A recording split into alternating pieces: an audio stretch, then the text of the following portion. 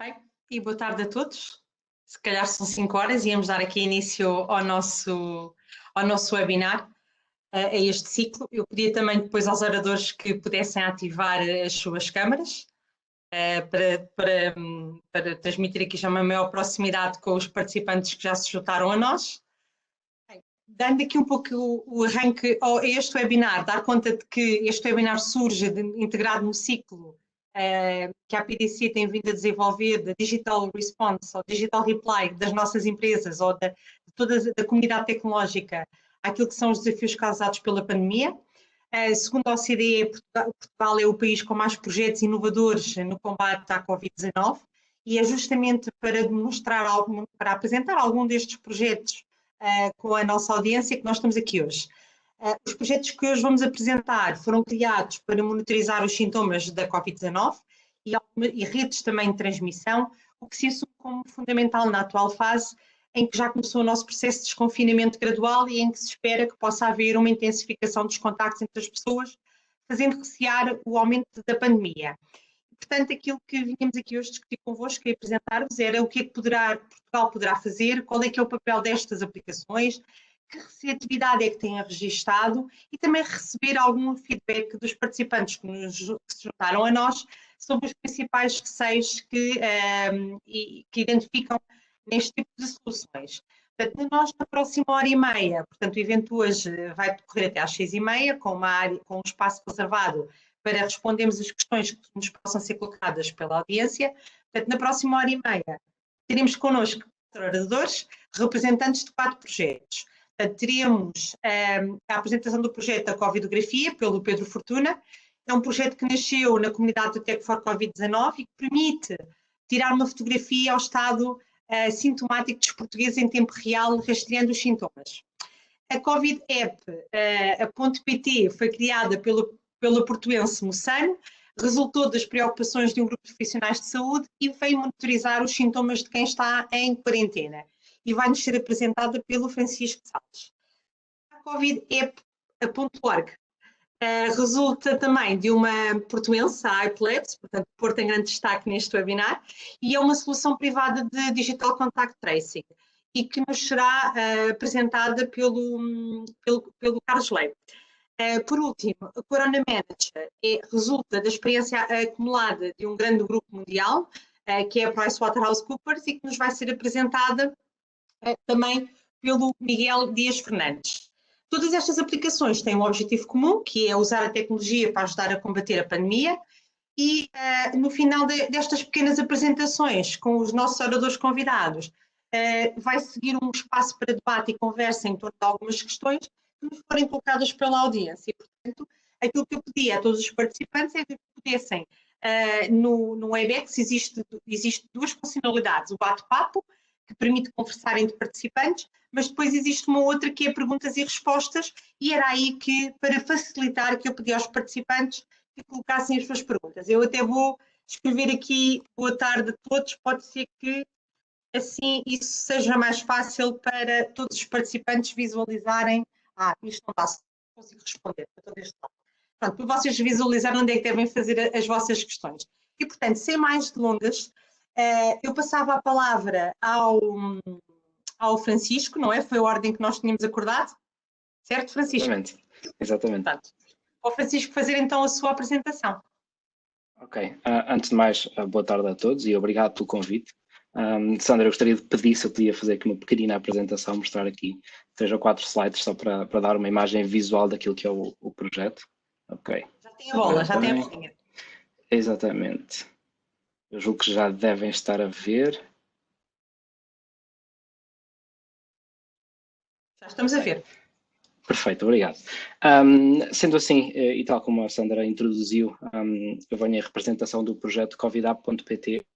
O projeto CovidApp.pt nasceu no início de março e surgiu da preocupação de um grupo de profissionais de saúde, liderados pelo Dr. João Coimbra, do Hospital de Santo António do Porto, que estavam a sentir muitas dificuldades em responder à pandemia na primeira linha que representavam, quer a nível da capacidade hospitalar, quer a nível das preocupações relativas aos doentes ou até pessoas que ainda não estavam confirmadas, que estavam a fazer o seu confinamento e que apresentavam ou ainda não sintomas em casa.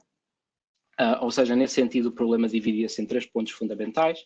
O facto dos sistemas de saúde não serem capazes, por não estarem preparados, como ninguém no mundo estava preparado para uma pandemia deste tipo, e o facto de muitos doentes, quer por os seus sintomas não serem muito graves, ou por os sistemas não terem capacidade de dar resposta sem pôr em causa a sua viabilidade para os outros assuntos, terem que fazer a recuperação em casa. E, portanto, outro ponto fundamental para parar esta pandemia, como muito se falou, era o isolamento social, o confinamento, tentar evitar contágios e impedir ao máximo que a propagação se efetue entre as pessoas. E desta forma também não podemos descurar as pessoas que estão em casa, que muitas vezes se sentem isoladas por não poder ter este contacto social, por não poder contactar com os profissionais de saúde, com os seus familiares, e que querem ter a segurança de estar a ser controladas e acompanhadas e saber que o seu caso não é descurado. Ao mesmo tempo, como isto se trata de um assunto novo que surgiu e ninguém conhecia, é preciso também educar um bocadinho as pessoas, quais são as boas práticas, o que é fundamental no combate à contaminação, como é que nos podemos proteger, como é que podemos evitar que isto se torne um problema ainda mais grave que aquilo que é. E, portanto, nesse sentido, eu queria deixar aqui uma palavra de apreço, não só o grupo médico que foi liderado pelo Dr. João Coimbra, mas também a Faculdade de Medicina da Universidade do Porto e a Universidade do Porto, a Unidade de Farmacovigilância do Porto, a Mosano, que eu represento, mas que também os seus colaboradores tiveram uma postura extraordinária em fazer tudo o possível dentro do seu tempo pessoal para tornar este projeto realidade, ao movimento Tech for Covid-19, que deu sempre o apoio e a abertura para inovar em tudo o que é possível contra esta pandemia, e recentemente também a Fundação Calouste Gulbenkian e a EDP, que escolheram a Covidapp como um dos projetos inovadores em soluções digitais. Sendo assim, a solução passa por controlar os sintomas e reportar estes sintomas ao longo do tempo. E assim reduz-se não só a dívida sobre a infecção, educa-se a população, mas também se protege quem está em casa e também os profissionais de saúde. Ou seja, há aqui uma dupla proteção, bem como a possibilidade de classificação das pessoas que estão em casa a controlar os seus sintomas e apresentam ou não sintomas e podem assim perceber, através do apoio destas ferramentas, o quão grave a sua situação é e se precisam de ajuda ou não, impedindo que estas entupam os sistemas de saúde ao serviço das populações, bem como evitar que, através desse fluxo de pessoas aos sistemas, haja uma propagação maior e ponha mesmo em causa os profissionais de saúde, que acabam por ser uma peça fundamental em qualquer crise de saúde pública. Então, assim, a ideia passava por ter aqui 2 níveis, um primeiro de apoio inteligente, e como apoio inteligente, idealmente nós gostaríamos de ter a inteligência artificial a funcionar. Para isso precisamos de dados e, portanto, vai ser uma coisa que é trabalhada ao longo do tempo. No entanto, pensámos e idealizámos um sistema com o apoio da Faculdade de Medicina da Universidade do Porto de pré-classificação, ou seja, conseguir compreender qual a gravidade da pessoa. Naturalmente são apenas indicações e as pessoas têm que ter sempre o cuidado de verificar a sua situação caso a caso com o seu profissional de saúde, pois de forma nenhuma substitui um profissional de saúde e uma opinião técnica validada, mas dá uma indicação de qual o grau de risco daquela pessoa, com base nos seus sintomas e na evolução dos mesmos. E, portanto, de certa forma, permite uma mais rápida triagem quando há um número muito grande de suspeitos e de pessoas que estão sob vigilância. E eu relembro que numa fase mais gravosa da situação tínhamos cerca de 37.000 pessoas em observação e suspeitas. Ao mesmo tempo, do outro lado, permite a médicos, de forma voluntária e colaborativa, observar estas pessoas, perceber quais são aquelas que apresentam um grau de risco maior, dar-lhe um apoio, um aconselhamento e também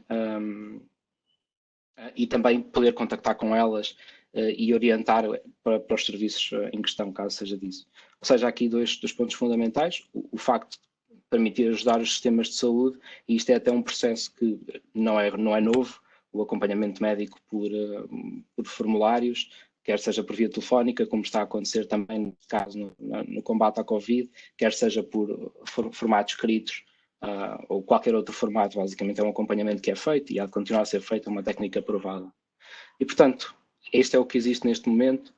Para trabalho futuro, e algumas destes pontos já estamos a trabalhar, a integração no ecossistema de ferramentas, ou seja, há muito mais do que se pode fazer do que recolher, analisar e dar algumas indicações e dar também contactos a médicos. Pode-se alimentar dados para as autoridades, nomeadamente a nível de estatísticas, perceber onde é que há redes de contacto através dos sintomas, calcular um risco das pessoas, ajudar a outros métodos de basicamente combate à epidemia, quer através de contact tracing, como falamos mais à frente, quer através de várias outras técnicas que existem.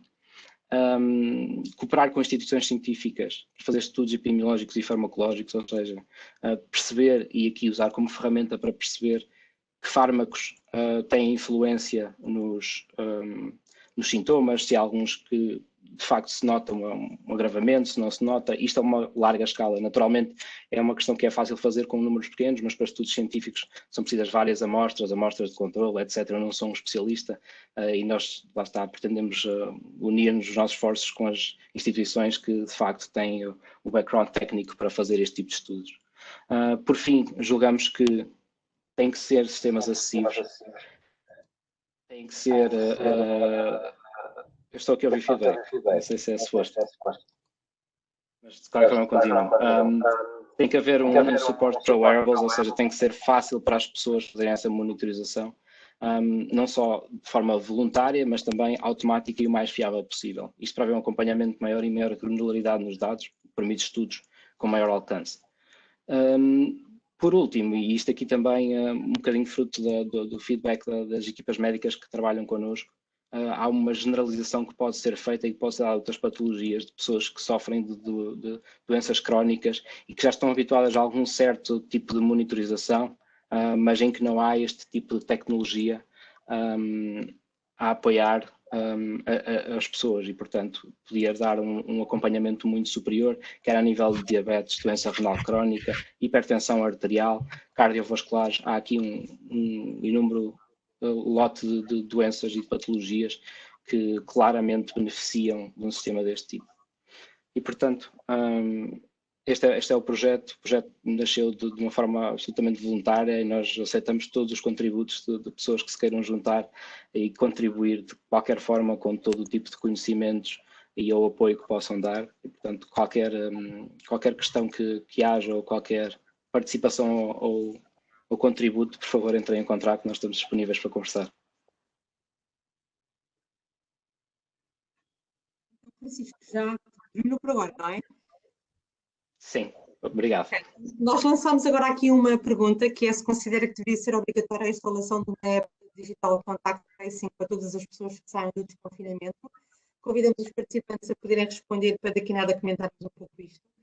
E passava então agora a palavra ao Pedro Fortuna, que nos vai falar sobre a covidografia. Obrigado, Sandra.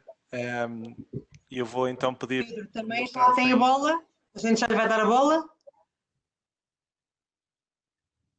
Espera aí, só um segundo. Já está. Ok, acho que consigo agora.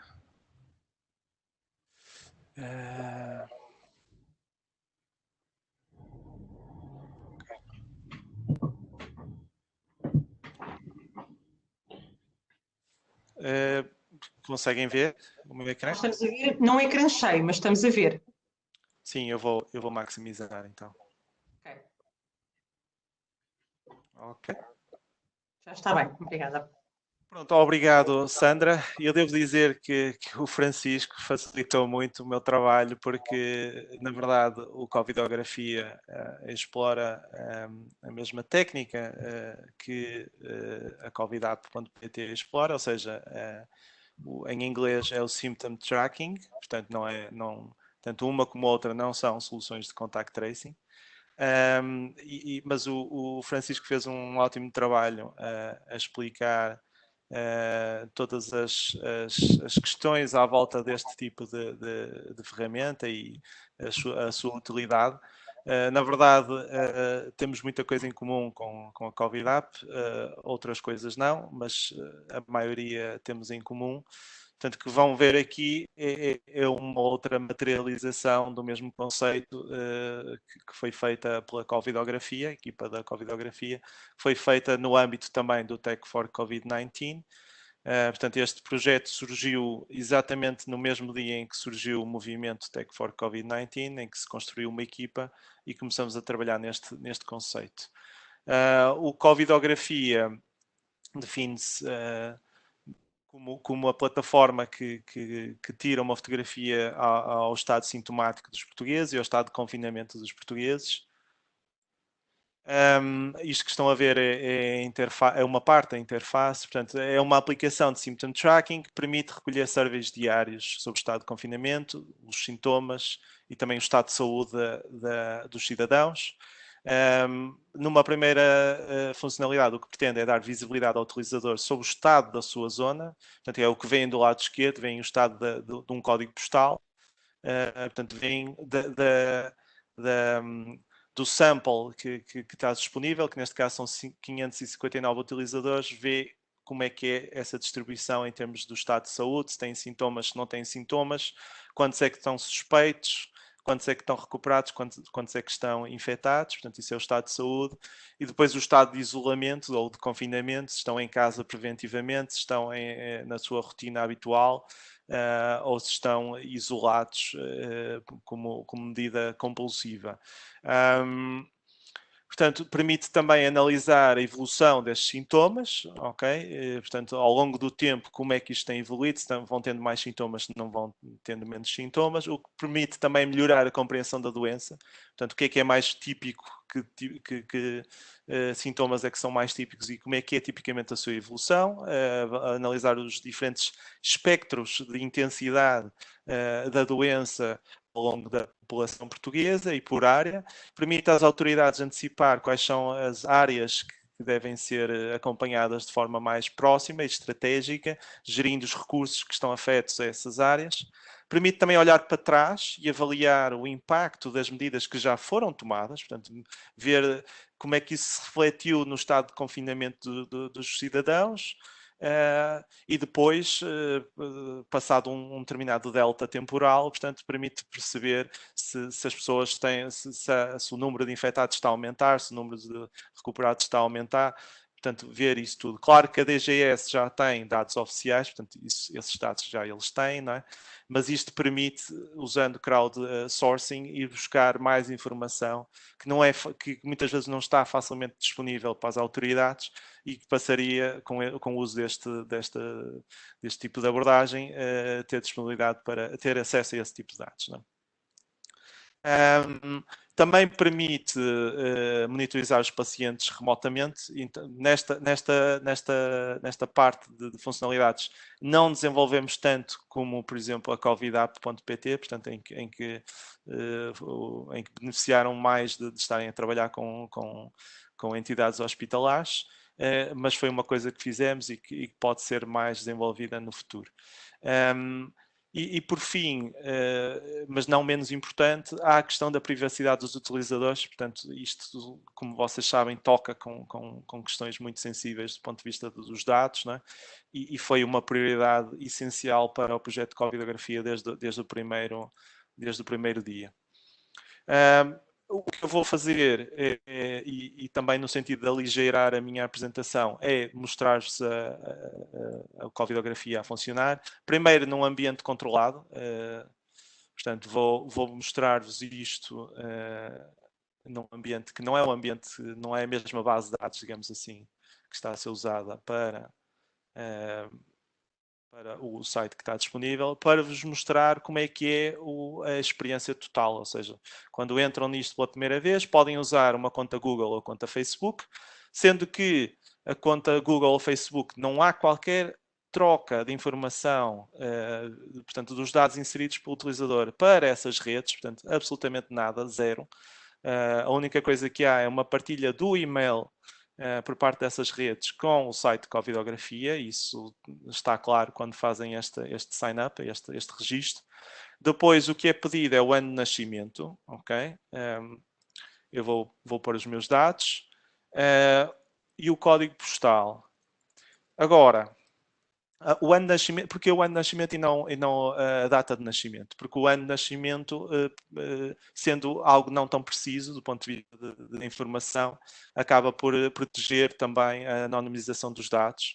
O código postal também foi uma opção relativa à privacidade, porque a alternativa poderia ser, por exemplo, recolher a coordenada geográfica do cidadão, que não queremos porque pode permitir alguns tipos de ataques de anonimização de informação, e portanto essas escolhas foram sempre feitas de forma muito cautelosa. Pronto, depois tem aqui uma pequena apresentação das funcionalidades, por fim os termos e condições de política de privacidade. Portanto, temos muito conteúdo produzido em relação ao que é que recolhemos, o que é que fazemos com os dados. Temos também um assessment do impacto na privacidade em relação ao que fizemos, portanto isso está disponível.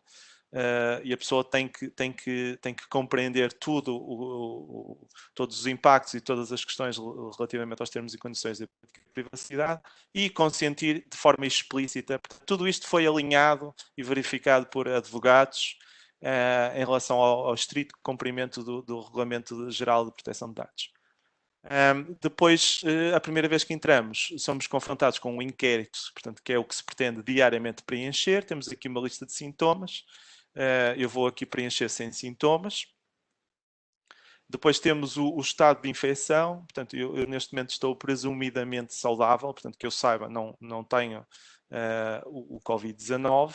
De seguida, tenho o estado de confinamento ou o estado de isolamento em que estou. Neste momento presumo estar saudável e estou, por opção, em casa em prevenção. Existem outras opções, claro.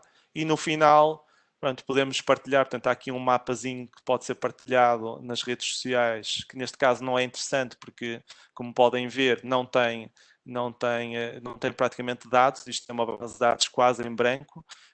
Mas que depois na versão real é muito mais interessante e tem a tal estatística que já viram. O que eu posso fazer aqui rapidamente é entrar no site real. Portanto, como não entro há mais de 24 horas, obriga-me a preencher novamente este inquérito, que é o inquérito diário e que queremos que as pessoas diariamente preencham, que é para confirmar de facto o estado em questão. E, finalmente, depois, no final, veem e podem ver o estado, neste caso, da zona onde eu habito, que é na Maia, quantas pessoas é que estão com sintomas, portanto, tudo aquilo que eu já apresentei anteriormente. Voltando aqui à apresentação, a equipa de covidografia, na verdade, colaboraram mais de 100 pessoas durante todo o percurso de desenvolvimento da solução. Mas podemos dizer que há assim um grupo mais ou menos de 20 pessoas que trabalharam de forma mais intensa para fazer isto ser possível. Algumas ideias que também queria passar aqui é que uma ou outra já poderão ter percebido, é que realmente a privacidade foi uma grande prioridade para a covidografia.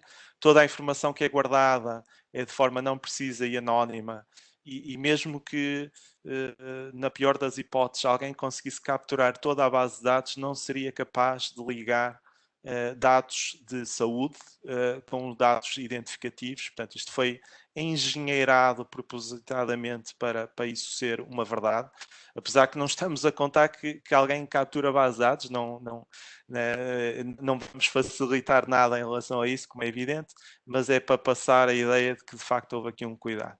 Depois há as questões de transparência, ou seja, todo o desenvolvimento do projeto foi desenvolvido em código livre, portanto disponível na internet. Todo o desenvolvimento, nomeadamente planos futuros, toda a discussão à volta das funcionalidades está disponível de forma aberta e pública. Também tivemos muitos cuidados em relação à ética, portanto, algumas colaborações que se puseram no caminho como possibilidade, acabamos por rejeitar por haver possíveis conflitos de interesse. Teve uma grande ênfase em desenhar esta aplicação para que pudesse estar preparada para suportar, na melhor das hipóteses, toda a população portuguesa, portanto, em termos de escalabilidade computacional. Também em termos de usabilidade, houve aqui alguma preocupação em tornar a ferramenta fácil de utilizar, agradável, porque sabemos que os aspectos de literacia digital e das barreiras do digital estão sempre presentes e são sempre um fator, e por muito que nos preocupemos com isto. Há de haver sempre muita gente que não vai conseguir utilizar isto por muitos motivos.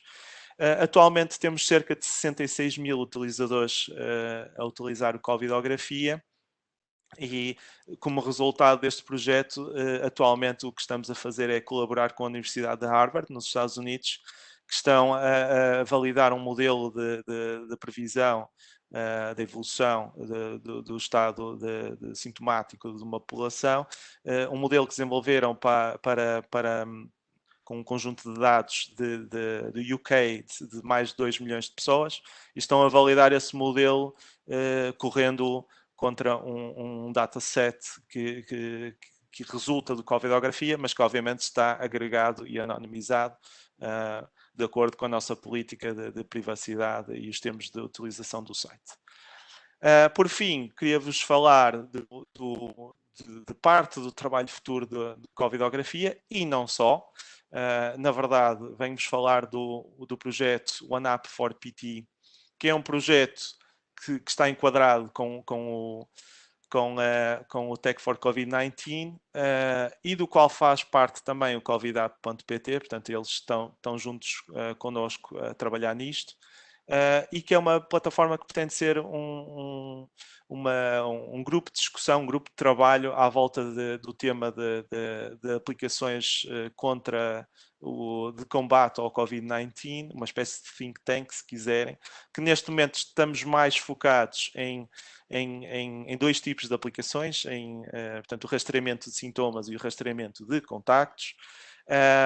Curiosamente foi lançada hoje, portanto, hoje estreamos este novo projeto e juntamente com o lançamento publicamos também um documento específico para contact tracing. Portanto, apesar da maior parte dos participantes estarem a trabalhar em rastreamento de sintomas, temos um interesse muito grande em rastreamento de contactos e, nomeadamente, a sua combinação com rastreamento de sintomas numa única aplicação só, o que ajuda a explicar o nome do projeto.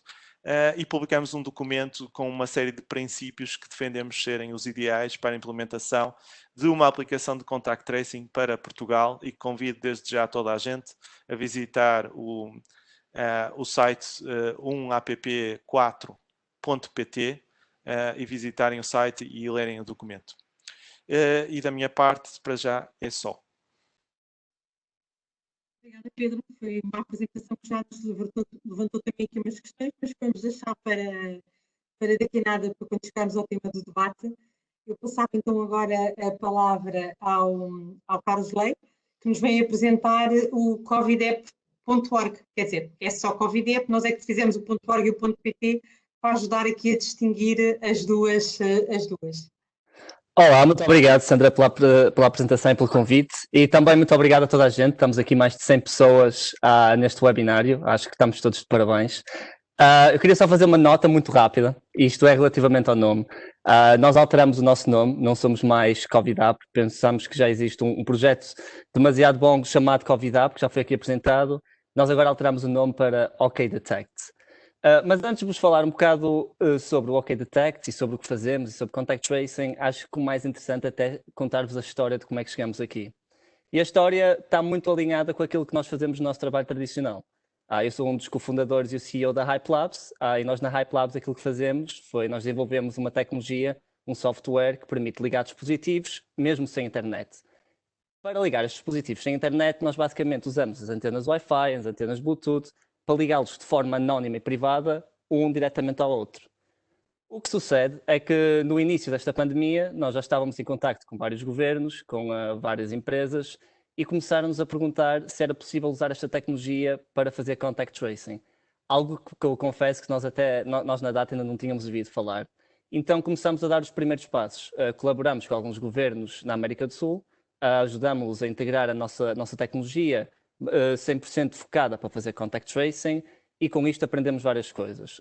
Percebemos de que forma é que este tipo de sistema podia ou não podia ser privado, desenhamos e ajudamos a desenhar aplicações onde basicamente a privacidade e a anonimidade dos utilizadores é um must, mas para além disso também aprendemos, e acho que é preciso realçar isto, que, para além de ter uma aplicação que é anónima e privada para fazer rastreamento, a forma como também se faz o match entre este rastreamento anónimo, feito através de IDs, com os próprios testes das clínicas, todo este sistema também precisa de ser feito de forma privada e completamente anonimizada. Pronto. Basicamente, isto levou-nos a criar aquilo que é o OK Detect. Nós vimos vários países também que vinham ter connosco, podiam-nos pousar a tecnologia nas soluções deles, mas muitos países não tinham este tipo de solução, então desenvolvemos a nossa com a colaboração também de vários voluntários do movimento Tech for Covid. O que se passa atualmente é que, felizmente, eu penso que contact tracing começa a ser uma coisa que é falada pelo mundo inteiro e adiante, estamos aqui hoje a falar sobre isso e diria que estamos todos de parabéns sobre isso e começa-se a chegar a um consórcio. Acho que todo o mundo começa a chegar a uma resposta de como é que isto deverá ser feito de forma a realmente todo o sistema ser privado, ser anónimo e não dar a capacidade, seja qualquer governo ou entidade, de controlar, seja que ponto for das nossas vidas através dessa aplicação. Confesso que no início nós fazíamos um esforço muito grande com vários governos que falávamos a fazer um push para tentarem fazer isto da forma mais anónima e mais privada, mas agora, felizmente, nós estamos envolvidos em vários think tanks e começa a haver muita discussão por todo lado. Existem também agora 2 gigantes, a Apple e a Google, também a trazerem soluções deste género e ajudarem os países, cada país a lançar a sua própria aplicação. Com isto dito, nós como Hype Labs, o nosso negócio tradicional é conectividade, quando vimos que contact tracing era algo já que estava a começar a ser resolvido, nós sentimos que a missão está completa. Pensávamos nós, porque apesar de termos definido várias guidelines com vários países e realmente ajudamos a desenvolver e integrar as suas soluções de contact tracing, o que nos começou a aparecer foi que começamos a ser contactados por várias entidades privadas, várias empresas, várias fábricas, várias multinacionais, que basicamente nos perguntavam agora se podiam usar este tipo de solução para garantirem a segurança de todos os seus funcionários, agora que as economias começam a ser abertas. E isso é basicamente hoje o que o OK Detect faz. Nós fizemos um shift de lidar com governos, acreditamos que no lado governamental as coisas estão bastante bem encaminhadas, principalmente aqui na Europa. Na Europa há um enorme foco em privacidade, cá em Portugal também. O Inesctec está a desenvolver a aplicação portuguesa de contact tracing e estão a fazer um trabalho espetacular nisso. No entanto, todas estas empresas vêm até connosco, precisavam de uma ferramenta também anónima para garantir a segurança dos seus colaboradores, e é isso que fazemos. O OK Detect hoje é uma aplicação para os funcionários que é apenas ativa no momento em que entram no escritório, através de geofencing, e o que faz é, também de forma completamente anónima, tracing de todos os tipos de contactos. Assim, se houver uma pessoa que fica doente, a equipa de recursos humanos recebe essa informação e consegue alertar os outros IDs anónimos que estiveram próximos e permite também às empresas, então, de forma mais rápida, de forma também automática, basicamente mitigarem a propagação do vírus. Isto porque o vírus é espalhado de forma extremamente fácil, acho que todos nós acreditamos isso, mas um dos sítios onde nós passamos mais horas é realmente o local de trabalho. E nós ficamos felizes em ver várias empresas, várias entidades, várias multinacionais realmente preocupadas em garantir que agora que as pessoas voltam a trabalhar, as coisas continuam a correr bem, diria, e não temos aqui outro pico onde as economias voltam a parar. Então, assim, muito resumidamente, é esta fase onde nós estamos hoje. Eu diria que nós aprendemos imenso sobre contact tracing. Temos a oportunidade de participar em conversas espetaculares, desde a Comissão Europeia, participámos em várias conversas com eles, Estados Unidos também, países da América do Sul, mas felizmente eu diria que eu sou bastante otimista por isto e diria que as soluções que estão aí a chegar são soluções 100% privadas, 100% anónimas, e isto é a batalha que nós ainda continuamos a ter do lado dos governos. Esperemos que elas sejam também completamente abertas, ou seja, open source, abertas a cada um de nós ter acesso e conseguir ver realmente o que é que aquilo está a fazer. Do lado das empresas, nós já temos a solução a funcionar, temos ajudado. Tem havido interesse por todo o lado no mundo, tem sido complicado até gerir tudo isto, mas no final do dia, naquilo que podemos ajudar, estamos aqui para ajudar. Esperemos que este vírus passe rápido, porque nós queremos é focar-nos no nosso trabalho tradicional, que é conectividade, é o que fazemos bom, mas até lá, se pudermos ajudar, temos o know-how para isso e aqui estamos nós. Obrigada, Carlos, porque assim também libertamos aqui algum espaço para a gente responder às várias questões que estão a cair aqui no espaço das perguntas e respostas. Também temos estado a fazer aqui algumas polls. Eu chamava a atenção dos participantes, porque às vezes isto cai aqui as sondagens e nem toda a gente repara que tem aqui uma sondagem lateral. E passava então agora a palavra à última apresentação do Miguel Dias Fernandes, do Corona Manager da PricewaterhouseCoopers. Muito bem, boa tarde a todos. Sandra, ia-lhe pedir que antes de começarmos a falar, e com todo o gosto de partilhar aqui também algumas ideias, muitas delas já foram sido quase apontadas pelos meus colegas de painel, mas queria que lhe pedisse para passar o vídeo. Exato, começarmos com o vídeo. A Isabel Muito já obrigado. está aqui a passar, exatamente. Vamos ver se isto passa com som.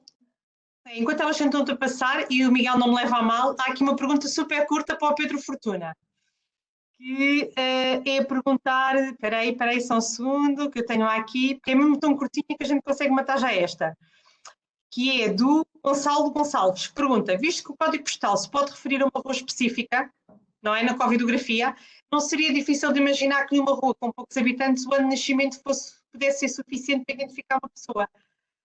Portanto, qual é que é a opinião, Pedro? É que eu passo-se exatamente o mesmo comigo. A minha rua tem 10 casinhas. Acho que sim, acho que é fácil de matar esta, usando a expressão. A informação que nós publicamos para fora, publicamos agrupada por código postal 4 dígitos, portanto, não 7. Portanto, é uma área bastante maior e é muito mais difícil, portanto, que haja algum caso assim estranho em que seja possível identificar uma pessoa. Em todo o caso, em termos de base de dados, nós separamos completamente a informação pessoal com a informação médica. Portanto, acaba por haver ali alguns cuidados de que se consegue... repara, há sempre a possibilidade de haver aqui chamado corner cases em que consegue chegar ou deduzir quem poderá ser uma pessoa. Isso é sempre possível, porque a partir do momento em que estamos a fornecer informação para fora ou de alguma maneira fica acessível a um atacante, há sempre essa possibilidade, não é? Mas, dito isso, há aqui cuidados, portanto, isto foi bem pensado para dificultar isso ao máximo. A Inês Castro Ruivo que diz, ainda dentro desta linha, que relativamente à intervenção do Pedro Fortuna, os dados são pseudonimizados ou anonimizados. Suponho que apenas pseudonimizados, uma vez que o login pode ser feito com base em dados reais através do Facebook. Isso já vai na linha daquilo que o Pedro acabou de explicar, não é? Que há uma situação clara. O login do Facebook dá-nos um identificador que é pseudo-anonimizado, ou seja, esse identificador tem significado para o Facebook, ok? Ou para o Google, se quisermos. Contudo, nós não o guardamos. Portanto, nem sequer guardamos esse dado. O que nós fazemos é, nós mastigamos esse dado, portanto, fazemos, usando linguagem um bocadinho mais técnica, nós fazemos um hash criptográfico do identificador, por forma a que quem tem o hash criptográfico não consegue recuperar o identificador pseudo-anónimo, e usamos isso para reconhecer um utilizador que voltou, mas é só para isso. Não há forma de linkar aquilo a uma conta Google ou Facebook do nosso lado. E do outro lado, do lado do Google e do Facebook, então aí é que não há mesmo qualquer hipótese. Ok. Então, aqui, acha que já vamos tentar ver se já passamos aqui com o som, o vídeo. Sim, vou tentar. Um minuto. E obrigada também aqui ao Paulo Mendes, que me avisou que eu estou-me a mexer muito, que a minha câmara está a banhar. É da mesma técnica. Eu depois digo que a comunicação disse, eu vou parar quieta. Eu sou muito energética, mas já não mexo mais. Obrigada. Por aqui. É porque realmente nós quando partilhamos aqui um vídeo há uma opção do som, vamos ver se agora já está a funcionar. Senão, Miguel, a gente senão passamos à frente, não tem problema nenhum. nós. Por amor de Deus, claro. Hello, and welcome to Corona Manager. We at PwC developed Corona Manager together with partners from science, medicine, and technology, an app that offers contact tracing along with many other attractive features. Our aim is to work together with future users and make a significant contribution to identifying and interrupting infection chains, thus helping to pave the way back to normality. Naturally, we have made data protection and security our top priority. The user always has full control over his or her data. Data is only stored on the user's device, completely anonymized or pseudonymized. The app's data collection principles and use of the app will be explained in a detailed onboarding session in the future. Before we give you a virtual tour through our app, we would like to thank all of our future users. You are all making an essential contribution to the fight against corona. When the app is started, users first see individualized news in the news section. With additional activation of location tracing, known as geodata, the user can elect to receive further useful location-related information, such as important emergency numbers. By clicking on the telephone symbol, the user can directly start a call. In the Me section, it is possible to provide information on your own health status. For example, users can indicate here that they have tested positive for the coronavirus. After an appropriate verification, all contacts who are at risk of having been exposed to the virus are immediately informed via the Bluetooth tracing function. An interface to the medical authorities using a TAN procedure ensures that users can only report that they have tested positive if this is really the case. Under We, every user always has a transparent overview and full control over his or her data. In the map area, the user is shown the locations of facilities such as pharmacies, hospitals, and supermarkets in his immediate vicinity when geodata use is activated. Via statistics, the user can also view live data on the spread of the virus in Germany. With the permit function, the user can issue permits quickly and easily. This is currently mandatory in some European countries. Thank you very much. This video provided a brief overview of our Corona Manager app.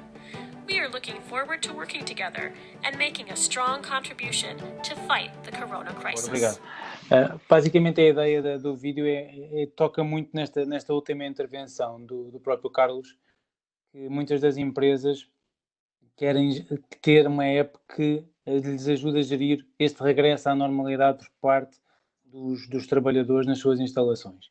É seguramente um caso de aplicação, portanto a empresa tem noção de quando entram, quando saem, que espaço é que ocupam e que estão mais em contacto. Isso permite-lhe não só planear melhor a alocação de espaços, monitorizar os sintomas e os dados de todas as pessoas da empresa. E eu quis apenas visualizar o vídeo, não tem nada de especial, mas era para dar uma ideia de que a aplicação está de facto pronta para utilizar neste momento em 3 línguas, portanto começou em alemão, está pronta em inglês e em português, e desse ponto de vista permite uma navegação muito intuitiva. Há pouco o Pedro dizia uma coisa muito importante: este tipo de aplicações tem que ter uma experiência muito clara de utilização, porque são aplicações novas que nós vamos usar para fins que antes não estávamos habituados a usar. Nós queremos uma app onde pomos dados relacionados com os nossos sintomas, portanto isso é algo que nós antes não estávamos habituados a trabalhar do ponto de vista de apps. Eu pedia só que agora se pudesse apagar o vídeo e pôr o flyer, e eu continuava a apresentação, acho que é o melhor, para não estar a distrair. Por favor. Mas só para ficar claro, aqui a ideia fundamental é que estas apps têm que ter de facto uma experiência de utilização muito intuitiva e sobretudo no campo dos menus, porque isto é uma utilização voluntária das apps. No campo dos menus, em cada momento a pessoa ter a capacidade de escolher o que é que quer ter ou não ter, o que é que quer estar a utilizar. Quer estar a utilizar dados georreferenciados ou não quer estar a usar dados georreferenciados. São opções que ponham só um bocadinho mais para baixo, por favor, esse boneco assim está perfeito. E eu assim consigo também fazer aqui um walkthrough toda esta apresentação. Portanto, o primeiro ponto, estamos todos de acordo que estas apps têm que ter uma experiência de utilização intuitiva, clara, e sempre que se fala de permite rastreamento de contactos ou não permite rastreamento de contactos, compartilhar dados de localização ou não compartilhar dados de localização, isso tem que ser claro e não estar apenas em letras miudinhas, como muitas das apps normais têm. O outro tema fundamental é que estas apps, sendo uma novidade, e há pouco o Francisco tocou nisso e o Pedro também, seguramente vão existir várias apps. Apps de rastreamento de contactos, apps de rastreamento de sintomas, e é fundamental haver aqui uma ligação entre elas. Falando do nosso caso, do Corona Manager, é uma app que permite o Bluetooth Tracing, portanto, é algo que foi testado em vários países da Europa e também na Ásia, e nós fomos atrás dessa aplicação como a apresentação anterior, e seguramente é possível utilizar a rastreabilidade para perceber se a pessoa esteve em contato com alguma outra pessoa infectada, mas nós achamos que isso, apenas ter uma componente de Bluetooth Tracing seria redutor em si mesmo. Eu não sei bem qual vai ser a opção final do ponto de vista do Stay Away em Portugal, mas acho que uma app deve ter um lado muito mais alargado de funcionalidade. E dou-vos alguns exemplos que a Corona Manager tem, que é, por exemplo, ter sempre à mão a capacidade de fazer contactos diretos para a linha de saúde 24, ou para a Proteção Civil, ou para os delegados de saúde de cada uma das regiões. Acho que isto é muito importante quando pensarmos que as pessoas vão deixar de estar num concelho e vão se movimentar naturalmente pelo país. É fundamental ter este tipo de alertas e de possibilidade de ligar. É fundamental também receber alertas. Portanto, tudo isto é voluntário, mas se eu valorizar este tipo de informação, receber alertas que permitam evitar deslocações a potenciais aglomerados ou focos de infecção, eu vou para uma determinada zona, posso querer estar informado sobre possíveis alertas. Também estou numa zona nova e quero perceber que pontos de interesse estão nas minhas imediações relacionados com esta pandemia, que hospitais mais perto tenho, que centros de saúde, que farmácias, que supermercados, que centros de testes é que eu tenho perto de mim. E, portanto, tudo isto são informações georreferenciadas que acho que são úteis e que podem, de facto, no Corona Manager ser encontradas. É muito importante, e já se falou um bocadinho da privacidade, é incontornável que todas estas apps passaram por critérios muito, muito rigorosos de privacidade. Esta app, como eu vos disse, nasceu na Alemanha, onde é o regime mais exacerbado de proteção de dados do GDPR, e, portanto, passou por todo esse compliance, e, portanto, eu consigo ter a certeza absoluta que todos os dados são, de facto, anonimizados, todos os dados são geridos de uma forma de proteção e os dados, neste caso concreto, são mantidos localmente no smartphone. Isto é muito importante, gerou-se alguma discussão, boa discussão à volta deste tema. A nossa opção foi claramente por ter os dados mantidos localmente no smartphone, e a segurança e privacidade são a principal preocupação de todos nós, e, portanto, os dados são anonimizados e o ID é alterado a cada 15 minutos. Isto é mandatório do ponto de vista de proteção de dados e é mandatório do ponto de vista da confiança. Estas apps, não interessa ter uma boa app, e aqui neste painel temos seguramente apps muito boas, se elas não forem usadas. A riqueza e o contributo destas apps para o controle da pandemia terá a ver com a maior número de utilizadores destas apps. E, portanto, nós queremos a experiência, que eu já falei há pouco, queremos a multilinguagem também me parece importante, porque somos um país que vai ser visitado por turistas e acho que é importante pensarmos também dessa forma. Cidadãos que venham gradualmente ao nosso país, parece-me interessante ter essa preocupação, e parece-me muito interessante também garantir o armazenamento e o acesso aos dados de uma forma clara, segura para toda a gente. Eu acho que é fundamental quando se fala deste tipo de apps pensarmos muito que tudo isto é novo. E voltava ao ponto até que foi introduzido pelo Francisco e pelo Pedro, do próprio rastreamento de sintomas. Eu, quando tenho aqui no Corona Manager, coloco que sou positivo, portanto que dei como positivo para a Covid-19, eu tenho que ter uma confirmação das autoridades de saúde. Isto é fundamental para haver confiança que não há falsos positivos neste ecossistema e que permitam uma utilização, lá está, segura e fiável. Portanto, se eu tenho um alerta que se estiver em contato com alguém positivo, é muito importante que esse alerta seja rigoroso. E, portanto, eu tenho que ter, num espaço de segundos, a confirmação de que aquela pessoa que disse que era positivo do lado das autoridades de saúde tem essa confirmação. Isto obriga não olharmos cada um de nós para as nossas apps, mas obriga a uma coordenação muito grande entre tudo o que está a ser disponibilizado aos utilizadores, a todos nós, cidadãos portugueses. Já percebemos que as apps são importantes para as empresas, para gerir o seu universo de colaboradores, nas instalações, nas fábricas, nos escritórios. Já percebemos que são muito importantes nos gestores de território, porque as câmaras municipais, as juntas de freguesia, seguramente também nos interessa monitorizar de perto. Mas fundamentalmente, enquanto pessoas, nós temos de ter a certeza que a app tem informação credível e está a dar algo que eu possa gerir melhor a minha vida enquanto cidadão, enquanto pessoa que quer regressar ao meu novo normal, mas tem que me precaver. E, portanto, tudo o que seja ajudar, ter mais informação. Há uma coisa muito importante também, que também não falei, que é o Corona Manager permite, por exemplo, uma ligação às estatísticas. Todos nós vamos todos os dias ver as estatísticas, sei lá, no Público, no Expresso, na DGS.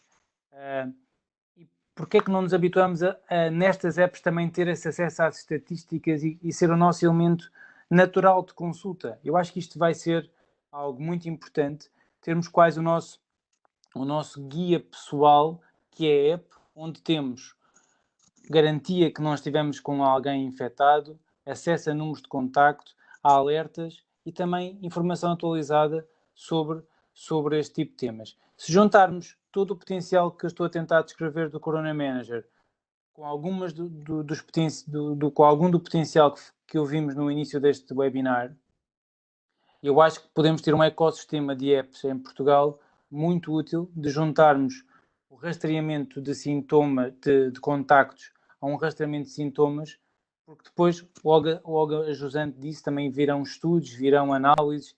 Portanto, quanto melhor seja a informação credível e com rigor, em conjunto, enquanto sociedade, estaremos seguramente mais capazes de ultrapassar este momento que ninguém antecipava.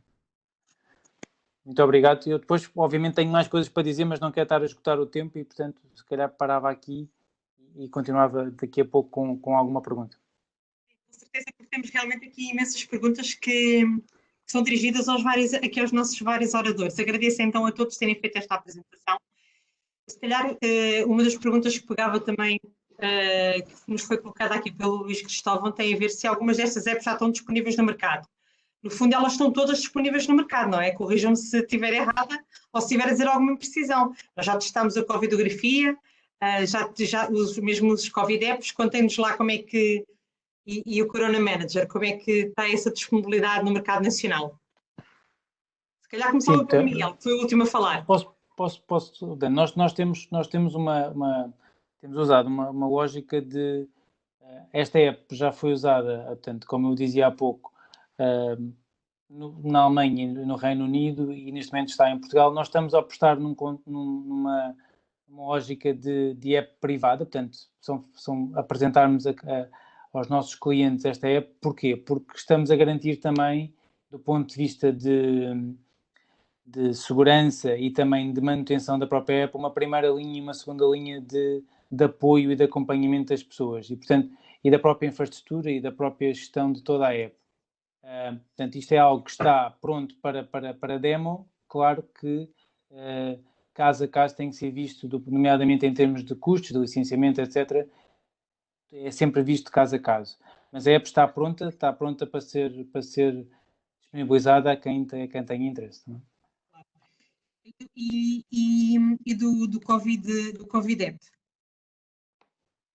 Da nossa parte, nós lançámos a primeira versão a público e disponível a qualquer cidadão português no dia 17 de março. Naturalmente é um processo evolutivo, ou seja, desde aí houve muito trabalho que foi efetuado, houve muitos avanços, nomeadamente colaborações com autoridades de saúde para compreender como é que é possível aqui coordenar as várias aplicações dentro do ecossistema e do apoio ao cidadão. Neste momento estamos a lançar agora a aplicação móvel nas stores, tanto para Apple como para Android, que estará disponível nos próximos dias e, portanto, esse será o próximo passo e, naturalmente, a partir daqui também vai ter que ir de encontro àquilo que são as necessidades. Também quero ouvir a vossa resposta, o do Pedro já está. Relativamente a nós, ao K-Detect, já está disponível. Também numa ótica privada, nós disponibilizamos alguns países, principalmente na América do Sul, onde rapidamente chegou aos milhões de utilizadores. Relativamente a este novo approach mais focado em empresas, já temos empresas no Médio Oriente, na África do Sul, nos Estados Unidos e em alguns países europeus. Portugal ainda não, mas esperemos que isso mude em breve. Mas, novamente, isto é uma aplicação privada, não é para toda a gente, não é para todo cidadão, é para empresas específicas, fábricas específicas, e sim, pode ser utilizada, implementada de um dia para o outro. As questões que nos colocam aqui têm a ver, Cláudia Santos, é como é que são divulgadas estas apps, aquelas que estão abertas ao público em geral, aos utilizadores em geral, como é que se pode saber que se trata de uma app fidedigna? Qual é o critério de segurança que nós conseguimos ter? Se calhar perguntava ao Pedro, já que o Pedro já não respondeu à outra, que já tinha respondido. O que é que o Pedro nos diz sobre isso? Como é que acha qual é o critério de fidedignidade e de confiança? Eu peço desculpa que eu não ouvi bem a pergunta, não sei se pode repetir. A Cláudia Santos pergunta-nos como é que são divulgadas estas apps e como é que podem os utilizadores saber que se trata de uma app fidedigna. Sim, ok. Pronto, realmente é uma pergunta bastante pertinente e difícil de responder, não é? Porque, de facto, a não ser que seja uma aplicação que seja suportada por uma entidade oficial, uma DGS, uma SPMS ou o próprio governo, tudo o resto fica um bocado difícil ter garantias absolutas de que de facto é uma entidade credível e que se pode usar a aplicação sem problemas. Não é? De facto, o que podemos fazer é cada um de nós tem que perceber quem é que fez a app. Neste caso, a nossa app, o nosso projeto está associado ao Tech for COVID-19. Isso é público, portanto está no site do Tech for COVID-19, que é um movimento que é reconhecido neste momento a nível nacional como estando a contribuir de muitas formas de facto para lutar contra a pandemia. E, portanto, por aí vem logo que de facto, se o Tech for COVID-19 nos apoia e nós estamos integrados lá, tem que ser um projeto credível e que respeita, nomeadamente, os valores por trás do Tech for COVID-19. Mas isto é uma resposta que pode servir para nós, mas pode não servir para a próxima aplicação. Por isso eu entendo a dificuldade que as pessoas têm. Portanto, tem que ser caso a caso verificar se merece o vosso crédito e a vossa confiança, não é? Posso só acrescentar aqui uma... Sim, com certeza. Sandra, ia só acrescentar que eu acho que, quer dizer, estamos na presença de empresas e de apps, todas elas, como perceberam até pela robustez do que apresentámos, as coisas estão prontas, passaram por muitos critérios, foram já testadas e, portanto, a credibilidade é sempre algo que implica contactar com as apps e usar as apps. Portanto, eu acho que não tenho muitas dúvidas sobre a credibilidade de todos os projetos que aqui estão. Acho que é muito importante as pessoas perceberem que ninguém põe uma app destas para empresas, para os cidadãos, etc., sem ter todo um cuidado adicional, porque se trata de facto de um tema novo. Não é uma app para fazer jogging, é uma app de facto para lidar com dados sensíveis e para lidar com temas de sociedade e de vivência numa situação pandémica. Portanto, agora é fundamental ler quando se faz um download de uma app ou quando se contacta com uma app, perceber os cuidados que cada app teve, a proteção de dados, o armazenamento dos dados, tudo isso está e deve estar explícito para que cada um em consciência, voluntariamente, faça download da app e utilize as features que quer utilizar da app em cada momento. Uma das questões que também tem sido colocada aqui já por mais do que um participante é se a CNPD, ou seja, se a Comissão Nacional de Proteção de Dados se pronuncia sobre alguma destas apps, ou seja, se há algum tipo de verificação externa por alguma entidade externa que dê alguma confiança aos utilizadores. E isto, quer dizer, acaba por ir de encontro também com um conjunto de outros temas que está relacionado com, por exemplo, o contra-almirante António Gameiro Marques pergunta-nos: será com tanta oferta, o que é ótimo, se consegue alcançar a massa crítica em Portugal para que os resultados produzam os efeitos necessários? O Pedro Mendes vem-nos falar também que para estas apps serem eficazes é necessária uma taxa de utilização entre 60% a 70% de cidadãos. Irá até o exemplo da utilização no espaço europeu do WhatsApp, que é de longe a app mais popular e usada por cerca de 50% dos cidadãos. Se achamos que é possível atingir a percentagem necessária para ser eficaz. E, portanto, tudo isto acaba por estar relacionado, que é a confiança dos utilizadores, não é? Naquilo que é a aplicação e a adoção. E, por último, sem querer causar muito mais engrenagem neste tema, mas porque isto acaba por estar tudo relacionado, tem a ver também com uma pergunta que a Fátima Caçador também nos coloca sobre a indicação da Google e da Apple, e que nós vimos no último webinar da semana passada, de que deverá haver apenas uma app em cada país, e se isso é uma limitação para o desenvolvimento destas iniciativas que nós estamos a falar aqui, especificamente ao nível do Digital Contact Tracing, não é? Pronto, porque como é que nós podemos depois também assegurar a interoperabilidade entre as diferentes apps que têm aparecido em todos os países europeus, por exemplo, como o Manuel Braga Monteiro levanta. Já levantei aqui muitas questões, mas estão todas muito relacionadas e, portanto, eu podia, se calhar, voltava agora à pergunta ao Francisco comentar isto brevemente para a gente ainda conseguir fazer mais uma ronda.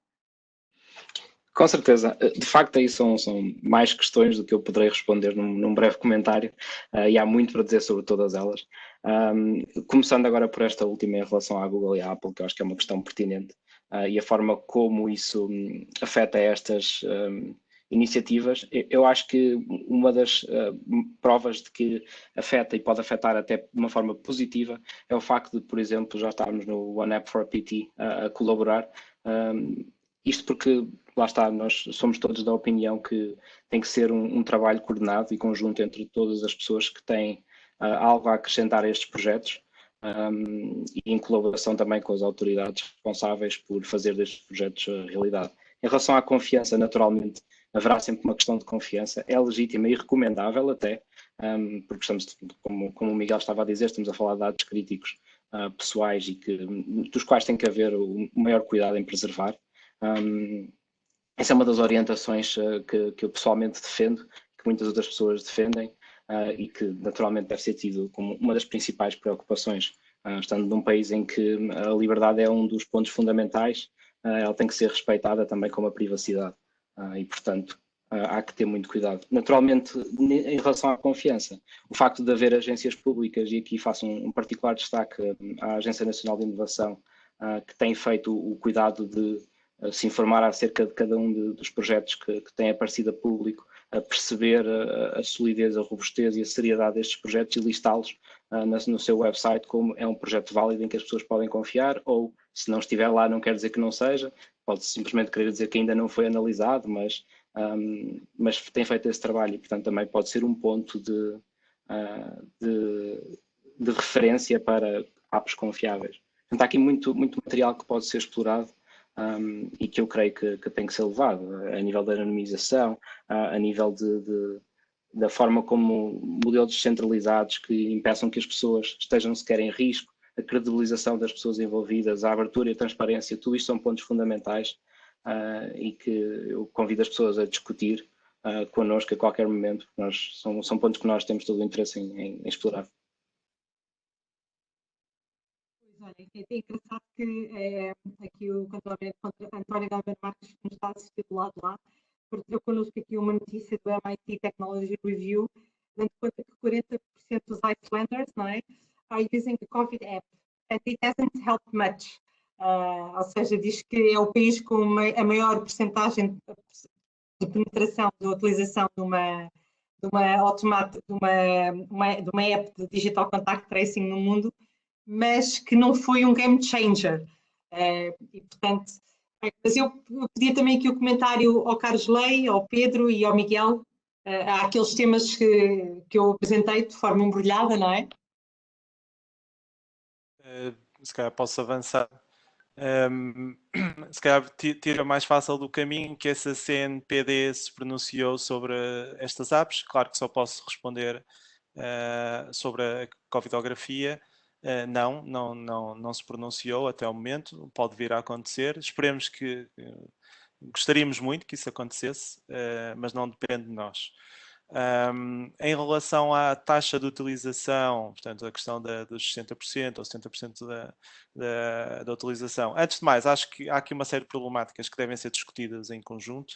Acho que isso também é o que é proposto pelo OneApp for PT, é ser um fórum, é analisarmos de facto os problemas que estas soluções também têm, e em que a possibilidade de termos que ter uma taxa mínima é um dos problemas que está a ser discutido, e temos que resolver estes problemas com base em evidência científica e procurar de facto que isto depois tenha a eficácia que a gente pretende, não é?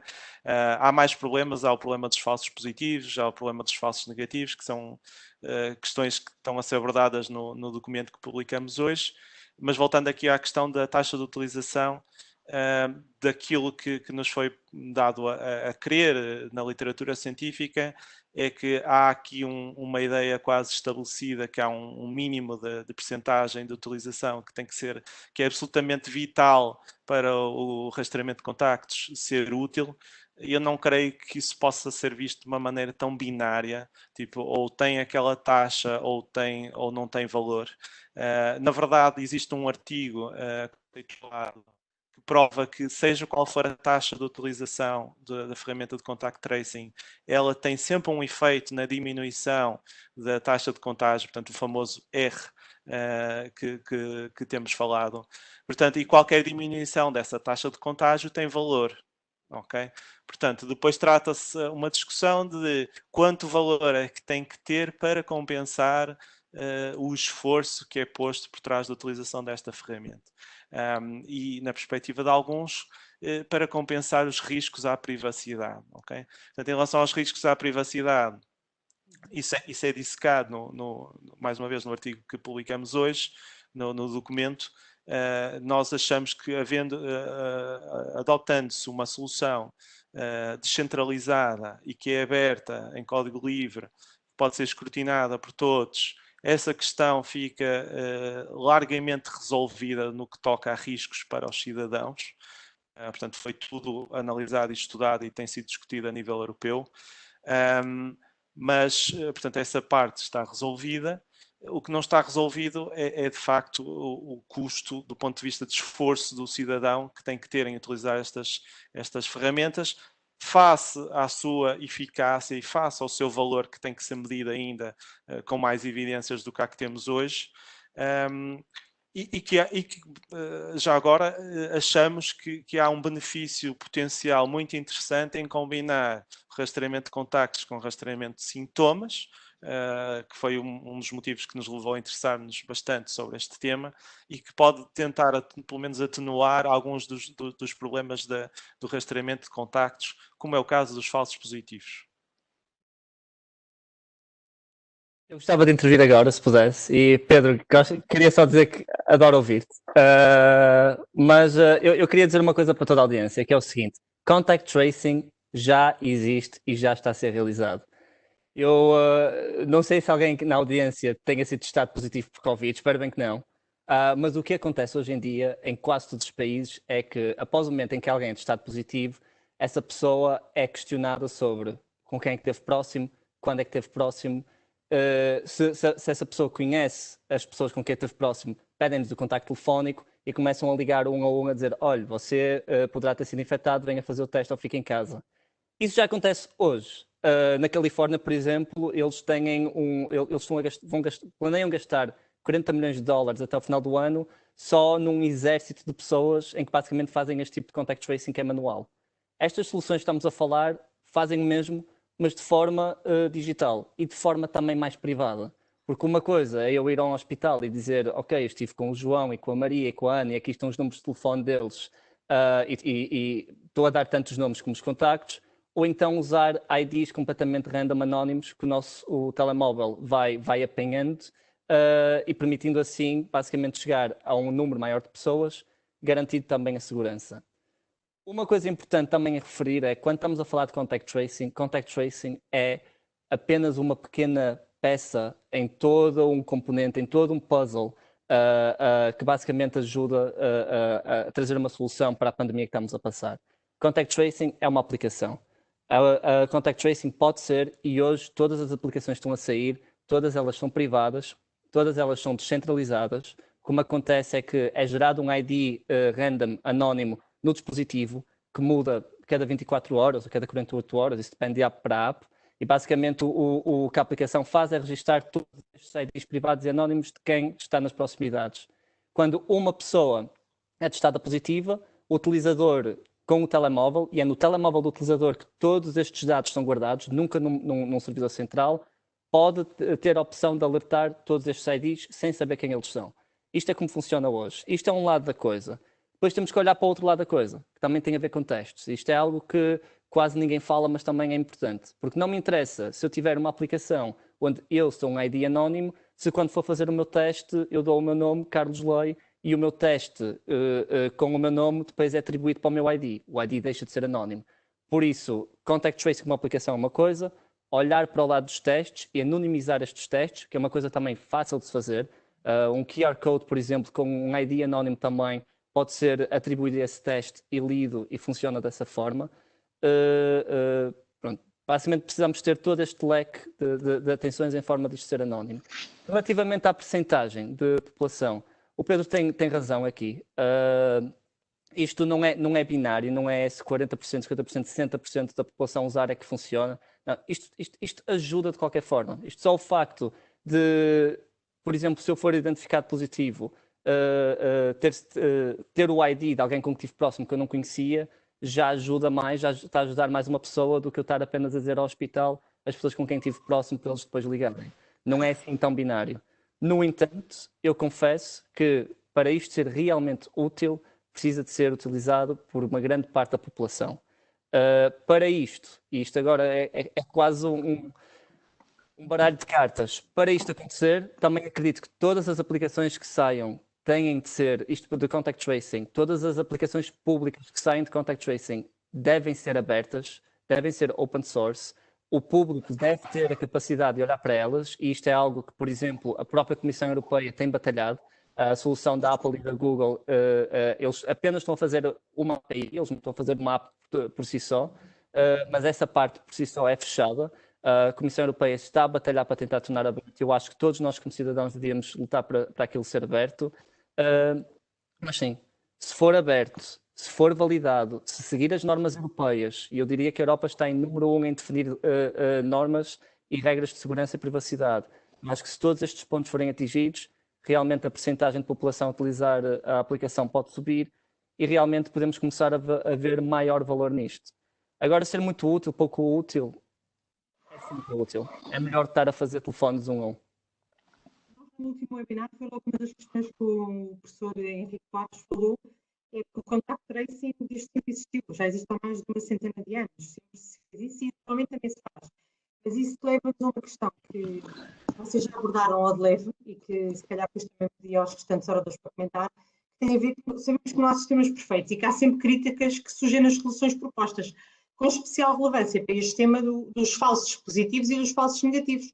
E como é que vocês julgam que nós podemos gerir estes erros, não é?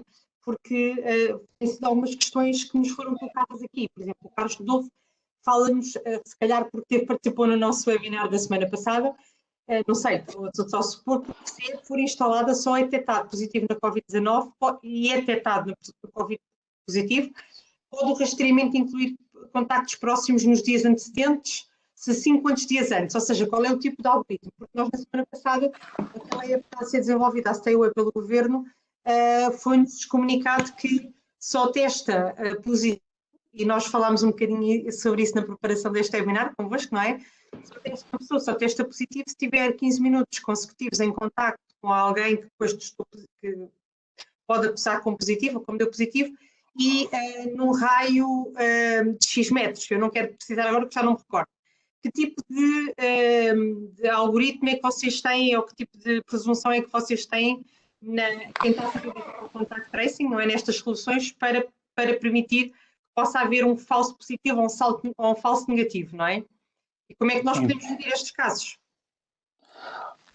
Sandra, deixa-me só começar pelo comentário anterior e depois vou a esta pergunta. Com certeza.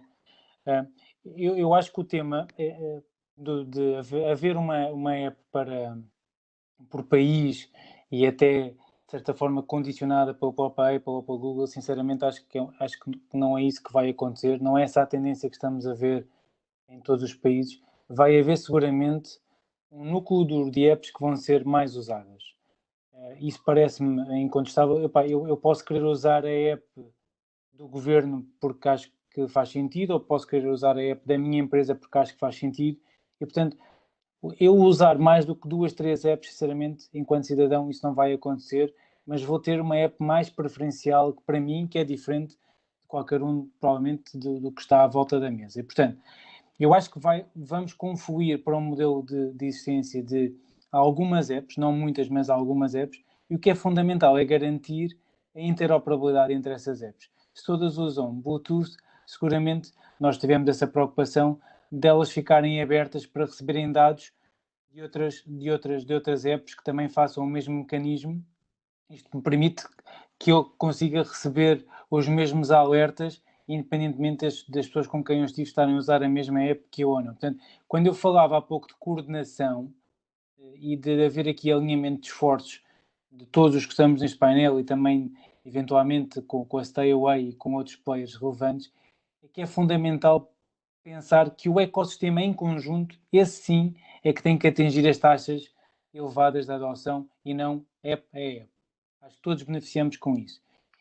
Sobre a taxa de adoção também, para referir, eu há pouco destaquei muitas funcionalidades para além do Bluetooth Tracing. Porquê? Porque é isso que vai ditar a utilização das apps. Todos nós fazemos download de centenas de apps por ano e depois usamos as mesmas 10 ou 15. Porquê? Porque acrescentam valor e nos habituamos a usar. Ora bem, se uma app só tem Bluetooth Tracing, eu não vou usá-la. Se eu tiver outras funcionalidades, alertas, mecanismos de estatística, relação com temas de symptom tracing, etc., como há pouco foi dito, quanto mais completo e abrangente for o ecossistema, eu vou ter uma taxa de adoção maior, e isso é completamente importante. E, portanto, eu destacava aqui a adoção e interoperabilidade como elementos fundamentais para em conjunto, de facto, controlarmos melhor a pandemia. Do ponto de vista da pergunta que faz, entrando aqui no detalhe, a nossa app, de facto, utiliza um algoritmo que, se 2 smartphones se encontrarem num raio de 1,5 metro por um período de tempo pré-definido, nós o que estamos a usar são os tais 15 minutos, é registado. Os IDs são armazenados localmente no smartphone e a app não guarda dados transacionais. E, portanto, caso haja um utilizador que acuse positivo, esse utilizador reporta na aplicação e imediatamente todas as pessoas, como o Carlos dizia, manualmente na Califórnia, mas aqui em Portugal, claramente de forma tecnológica, recebem a notificação que estiveram em contacto e, portanto, que devem tomar medidas de acordo com o que está definido pelas autoridades de saúde, a partir daí de contactarem a linha de saúde 24, por isso é que nós temos lá o contacto direto, de depois fazerem algum tipo de teste e, sobretudo, de começarem a monitorizar de perto os seus próprios sintomas. E, portanto, acho que desta forma, pelo menos os falsos positivos são trabalhados. Do ponto de vista dos falsos negativos, esta é uma pandemia que, obviamente, tem muita gente assintomática. Isso é um tema recorrente e transversal. E, portanto, essas pessoas proativamente não farão registro que têm o sintoma porque não o sentem, mas por isso é que é fundamental todo ao lado de rastreamento de sintomas que foi falado no início do webinar, porque isso dá-nos outro tipo de informações, dá-nos uma georreferenciação dos surtos, dos padrões que estão a acontecer, e em conjunto, rastreamento de contactos e rastreamento de sintomas parecem fazer parte do mesmo ecossistema, e acho que iniciativas como o ANEP for PT, sobretudo pelo lado de falarmos sobre estes temas e alinharmos esforços, parecem-me vitais. Tá? Também tínhamos, quando nós falámos sobre este tema, o Pedro também partilhou connosco esta associação e necessidade para detectar os falsos positivos e os falsos negativos, de podermos trabalhar dos vertentes, não é? A questão dos sintomas e a questão da rastreabilidade. Queres partilhar connosco aquela visão? Sim, quer dizer, e até gostaria de começar com um pequeno exemplo mais ilustrativo para que as pessoas percebam melhor. Portanto, isto não é só uma questão de se é 15 minutos, ou é 10 minutos, ou 20 minutos, porque considerem, por exemplo, uma fábrica onde 200 pessoas trabalham, não é? Elas estão relativamente concentradas num espaço, não é? E vão passar 8 horas juntas. E no contexto atual, provavelmente vai haver barreiras físicas, acrílicos, máscaras, portanto, vai haver uma série de cuidados enorme. No entanto, imagine-se que todas estão a correr contact tracing, não é? E certamente não é por pomos a barreira nos 15 minutos ou nos 20 minutos que elas não vão todas registar-se umas às outras como contactos significativos, não é? Mesmo em termos de proximidade, o próprio Bluetooth tem a precisão que tem, ou seja, pode estar a indicar que estamos a 3 metros e na verdade estamos a 1,5 metro, ou pode estar a indicar que estamos a 10 metros e portanto, há aqui várias coisas que podem falhar, não é? E o que é que isso pode resultar? Pode resultar que se uma delas efetivamente for registada como um caso positivo, todas as outras pessoas que trabalham no mesmo espaço podem de repente serem notificadas para se isolarem e para aguardarem a realização de um teste. O Carlos já mencionou e bem que isto o contact tracing não deve ser visto como uma coisa isolada e por si só, portanto existe o contact tracing manual que deve ser feito. Ou seja, todas essas 200 pessoas no meu exemplo teriam eventualmente que falar com um operador que iria fazer contact tracing manual, portanto iria validar de facto se faz sentido e poderia aí logo resolver esse problema de falsos positivos, poderiam verificar que de facto as condições e os cuidados que foram tidos naquele caso permitiam reduzir muito a suspeita de que de facto aquelas pessoas têm que se isolar, não é? Mas mesmo assim pode não ser suficiente, não é? E portanto podemos explorar outras situações que permitam alimentar aqui a decisão do risco, porque não sei se as pessoas têm a noção, mas no contact tracing, quando se recebe a informação de que alguém com quem tivemos contacto foi dado como infectado, existe uma fórmula de risco, pelo menos num modelo descentralizado que corre no telemóvel e que pondera, portanto, os tais 15 metros e quanto tempo é que, os 15 minutos e a que distância é que esteve, numa fórmula de risco para determinar se de facto aquela pessoa deve ser notificada pela aplicação. Ora, o que defendemos como início da discussão, portanto, outras ideias semelhantes podem ser trazidas para aqui para a conversa, é alimentar a inteligência desta fórmula de risco, juntando a informação que está disponível no telemóvel, portanto, conjugando de sintomas, podemos ter acesso ao histórico evolutivo de sintomas daquela pessoa, que pode ser tido em conta na hora de determinar se de facto é um falso positivo ou não. Não resolve a questão dos assintomáticos, porque essas de facto não têm sintomas, portanto existe ainda essa questão, mas é um princípio porque estamos a contribuir para uma melhoria do problema. Para a questão dos assintomáticos, depois há outras soluções que estão a ser estudadas até no âmbito das soluções descentralizadas, mas acho que respondi à questão.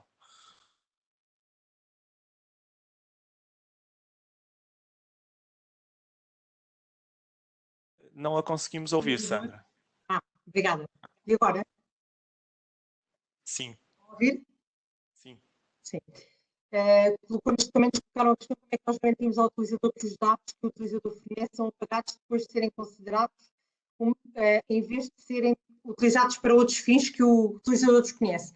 Nós, na semana passada, essa questão também foi aqui um bocado debatida, e um dos temas tinha a ver com, por exemplo, a Itália não se comprometeu com nenhum prazo para apagar estes dados, porque pode haver uma segunda vaga de pandemia e podem vir a ser necessários também para perceber até temas ligados à imunidade da população e tudo mais. Nos vossos casos, como é que estão a gerir este tema? Posso dar aqui o pontapé de saída de uma forma muito simples, por resposta telegráfica. O utilizador tem total controle sobre os dados e pode apagá-los a qualquer momento, através da app. Se não o fizer após 2 semanas, ou no caso da app, obviamente, ser desinstalada, os dados são apagados de forma automática. Portanto, no espaço de 2 semanas, os dados são apagados. Ok. Carlos, queres comentar? É exatamente o mesmo. Esta é a approach descentralizada. O utilizador tem controle sobre estes dados, senão é automaticamente apagado após 14 dias. Okay. Então, olha, eu ia fazer uma última questão, que eu também sei que o Carlos está aqui com um problema de tempo. O Carlos, quando vê que tem que se ir embora, acena-nos a todos e faz o logout. Mas tenho aqui a Fátima Caçador, que nos colocou uma questão ligada com o exemplo de Singapura, que avançou com uma solução de check-in obrigatória em locais públicos, e se nós achamos que efetivamente isto poderia ser uma opção viável. Nas perguntas que fizemos aqui na nossa pool, os resultados não foram conclusivos nem ao nível da instalação por via de uma empresa, nem das próprias pessoas, porque houve pools que tiveram mais respostas do que outras. Portanto, eu acho que se calhar partia já para ouvir aquilo que é a vossa opinião para estes 6 minutos finais. Eu aqui acho que passava a bola ao Pedro, até porque existe um novo projeto no âmbito do Tech for Covid que eu penso que é uma solução para isto. Pedro, não sei se tens mais informação sobre este projeto. Se tornávamos obrigatório uma solução de check-in obrigatório em locais públicos. Eu, muito honestamente, não conheço o projeto, embora, sendo parte do Tech for Covid, se calhar deveria. Mas posso responder genericamente à questão do check-in nos locais públicos. Eu sinceramente não vejo neste momento, ou seja, estou aberto à discussão, sem dúvida, mas neste momento não vejo necessidade disso, portanto não vejo qual é a questão. Portanto, isso é um mecanismo de controle, acaba por ser uma maneira indireta de perceber onde é que a pessoa está, e portanto entramos na esfera da localização da pessoa, que até ao momento conseguimos nunca entrar. Portanto, com estas soluções que falamos hoje, penso eu, nenhuma delas usa geolocalização. E, portanto, acho que é uma porta que não temos que passar, e não vejo justificação suficientemente forte neste momento para termos que passar essa porta, sinceramente.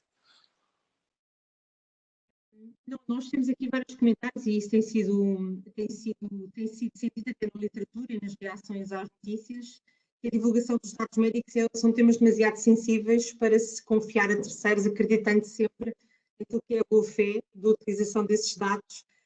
Mas será que na evolução da nossa sociedade e da nossa economia e do aumento da digitalização em todos os processos, que nós vamos conseguir efetivamente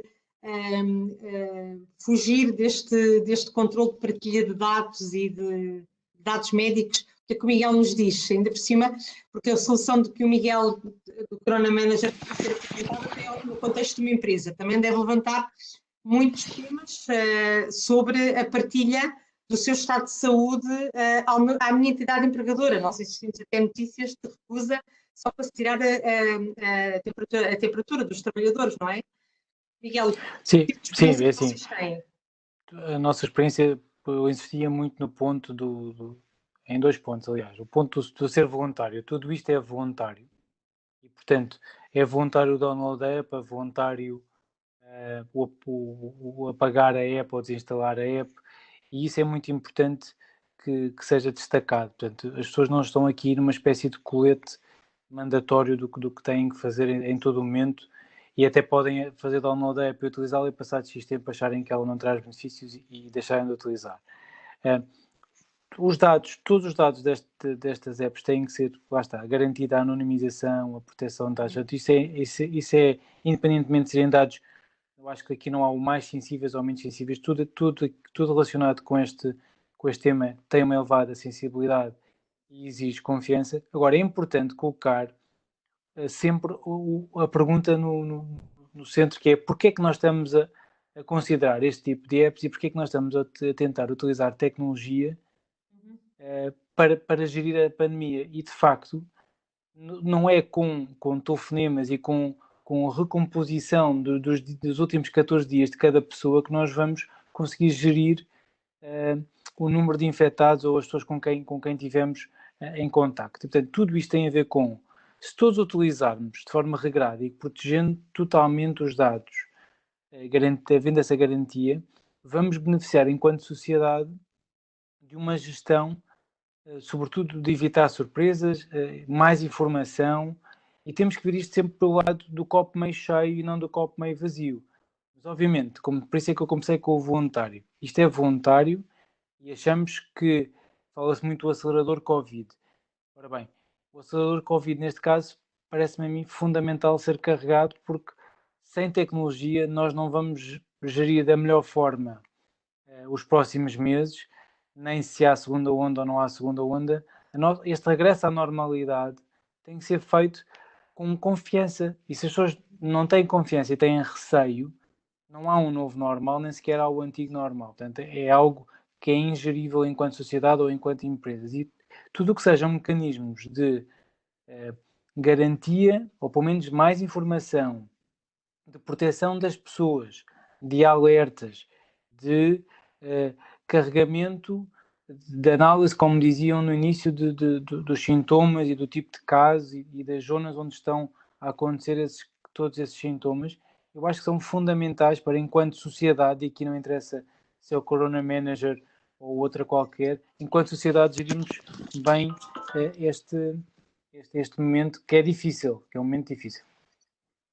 Exatamente, olha, eu agradeço a todos os nossos oradores a participação neste webinar. Convido-vos também, uma vez que também foi anunciado aqui o lançamento hoje daquele conjunto de pontos do ano App for PT, se nos quiserem fazer, qualquer um dos oradores que nos quiser fazer chegar alguma documentação que a gente possa enviar aos nossos participantes no e-mail de agradecimento, conjuntamente com o link, teremos toda a disponibilidade e interesse em facultar essa informação aos nossos participantes. Agradecer a todos e esperar poder-vos encontrar daqui a uma semana à mesma hora e aqui no nosso Webex. Portanto, muito obrigada a todos. Obrigado. Boa tarde. Pelo convite. Boa tarde a todos. Muito obrigado.